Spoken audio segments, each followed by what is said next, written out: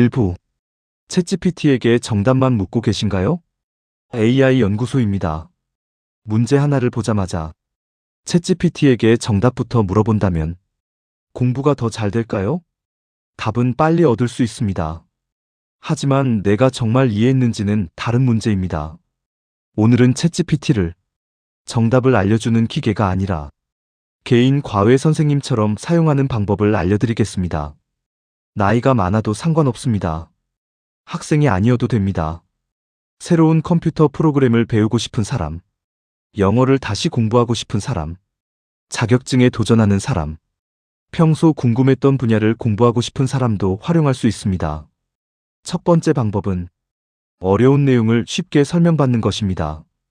공부하다 보면 한 문장 때문에 전체 내용을 이해하지 못할 때가 있습니다. 그때 그냥 이게 무슨 뜻이야? 라고 물어봐도 됩니다. 하지만 조금 더 구체적으로 말해보세요. 이 분야를 처음 배우는 사람도 이해할 수 있도록 쉬운 사례를 들어 설명해줘. 이렇게 말하면 됩니다. 그래도 어렵다면 다시 물어보세요. 더 쉽게 설명해줘.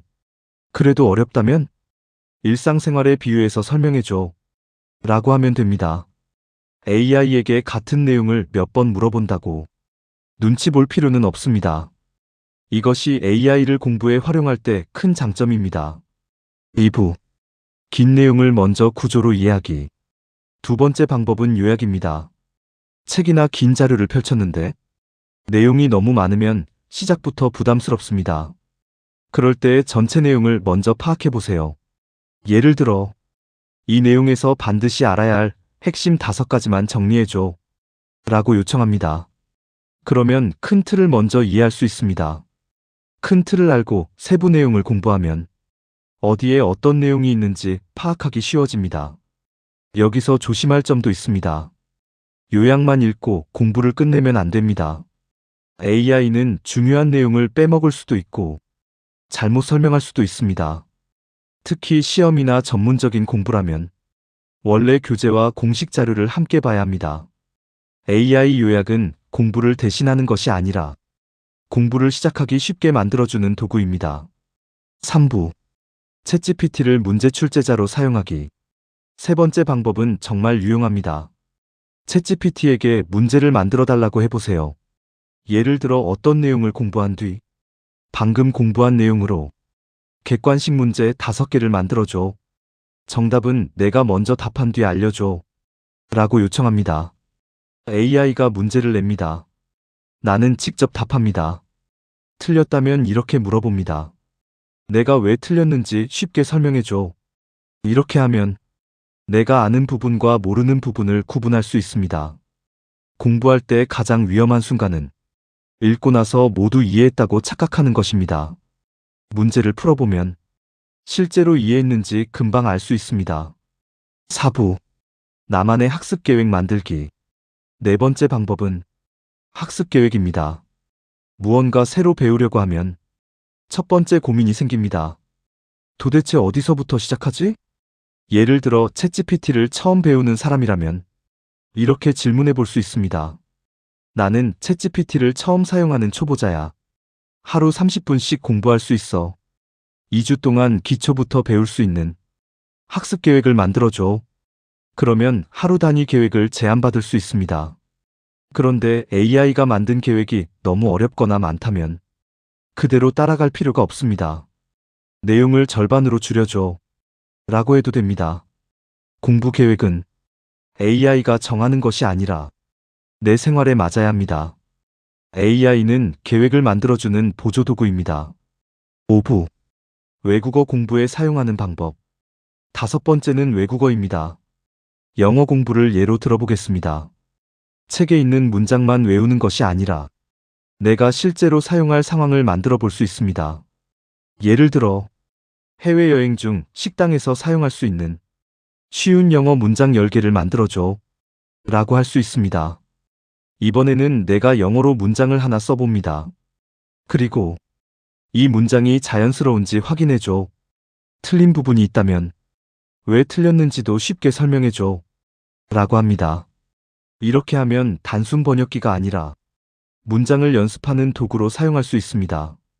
내 수준에 맞게 더 쉬운 표현으로, 짧은 문장으로, 초급 영어로 라고 요청할 수도 있습니다. 6부. 한 번의 질문으로 끝내지 마세요. 6번째 방법은 계속 질문하는 것입니다. AI에게 설명을 받았다고 대화를 끝내지 마세요. 예를 들어 이런 식으로 이어갈 수 있습니다. 실제 사례는? 왜 그런 거야? 반대로 되는 경우도 있어? 초보자가 가장 많이 실수하는 부분은 무엇이야? 이 내용에서 꼭 외워야 할 것은? 시험 문제로 나온다면 어떤 식으로 나올까? 이렇게 질문을 이어가면 한 주제를 여러 방향에서 볼 수 있습니다. 좋은 공부는 답 하나를 외우는 것이 아니라 왜 그런지, 언제 사용하는지, 어떤 예외가 있는지 이해하는 것입니다. AI는 이런 추가 질문을 계속 받아줄 수 있습니다. 7부. 내가 AI에게 설명해 보세요.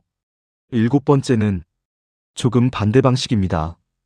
AI가 나에게 설명하는 것이 아니라 내가 AI에게 설명하는 것입니다. 예를 들어 머신러닝을 공부했다면 나는 머신러닝을 이렇게 이해했어 라고 자신의 말로 설명해 보세요. 그리고 마지막에 이렇게 적습니다. 내 설명에서 틀린 부분이나 빠진 부분을 찾아줘. 이 방법이 좋은 이유가 있습니다.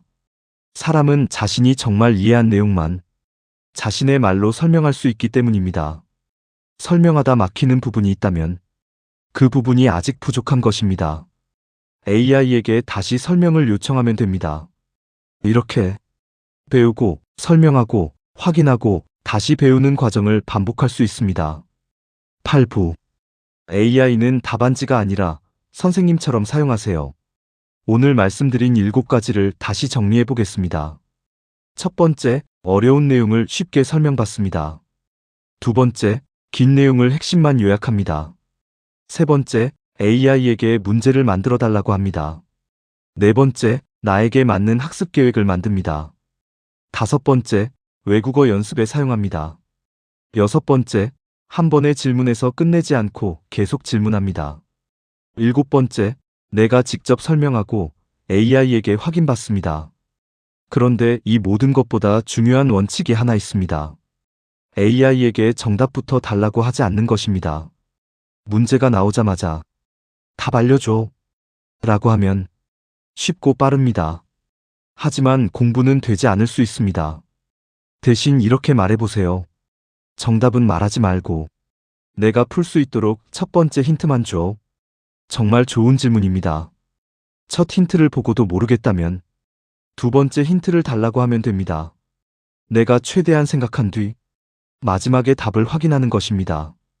AI 시대에 공부가 쉬워진다고 해서 생각하는 과정까지 없어져서는 안 됩니다. 오히려 AI를 이용해 더 많이 질문하고 더 많이 확인하고 자신에게 맞는 방식으로 배우는 것이 중요합니다. 그리고 한 가지 더 기억하세요. 챗GPT도 틀릴 수 있습니다. 역사적 날짜, 통계, 최신 정보, 전문적인 내용은 신뢰할 수 있는 자료와 함께 확인하는 것이 좋습니다. AI는 공부를 도와주는 도구입니다. 공부 자체를 대신하는 도구는 아닙니다. 오늘 영상을 본 뒤 배우고 싶었던 주제 하나를 정해보세요. 그리고 챗GPT에게 이렇게 질문해 보십시오. 나는 완전 초보자야. 이 내용을 아주 쉽게 설명해줘. 설명이 끝나면 내가 이해했는지 확인할 문제 3개를 내줘. 이 질문 하나부터 시작하면 됩니다. AI 인사이트 연구소에서는 구글 블로그와 네이버 블로그에서도 AI 정보를 전하고 있으며 유튜브에서는 AI를 처음 사용하는 분도 실제로 활용할 수 있도록 쉽게 설명하고 있습니다. 이번 영상이 도움이 되셨다면 구독과 좋아요, 알림 설정 부탁드립니다. 댓글에는 여러분이 AI로 가장 배우고 싶은 분야를 남겨주세요. 영어인가요? 컴퓨터인가요? AI인가요? 자격증인가요? 새로운 취미인가요?